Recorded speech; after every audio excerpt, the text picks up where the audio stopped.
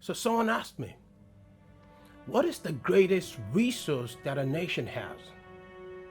Is it finance, maybe weapons or natural resources, great weather, buildings or monuments, good roads, or maybe electricity? It's true, I know that having all these things make living in a country great. But the question is, what is the single greatest resource that a nation has? Now, knowing the answer to this fundamental question is what makes the difference between great nations and not so great nations. You see, some leaders go to places and they praise their citizens. Some go to places and they bring the citizens down. In fact, the greatest resource that a nation has is something that most people, well, maybe the discerning amongst us actually know. And it's human being, the citizen. You are the greatest citizen.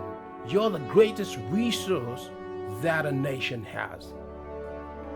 As human beings, we have great potentials to change things. I'm talking about humans from all walks of life, humans from all backgrounds and creeds and religion. It doesn't matter where you're coming from. We are a special entity. So my advice to those leaders who do not realize that the greatest single resource that they have in their arsenal is their citizen, is that little boy or girl in the village, is that young man and young lady struggling for daily bread, looking for work.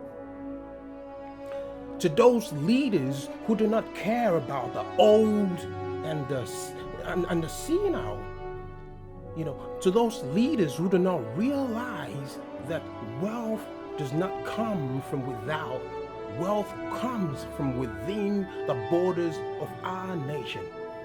Of course, it is great if we collaborate with the Brotherhood of Nations. It is great when we bring to the table of the global table what we have to offer.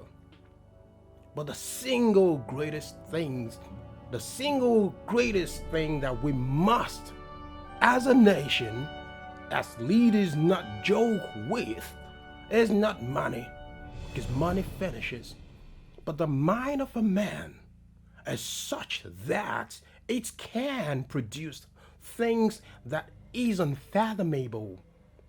The mind of a young little boy out there in the backyard is such that it can create mysteries and solutions to some of the world's greatest needs. We must invest in human beings. We must invest in our citizens, because human beings and the human mind is the single greatest resource that a nation has.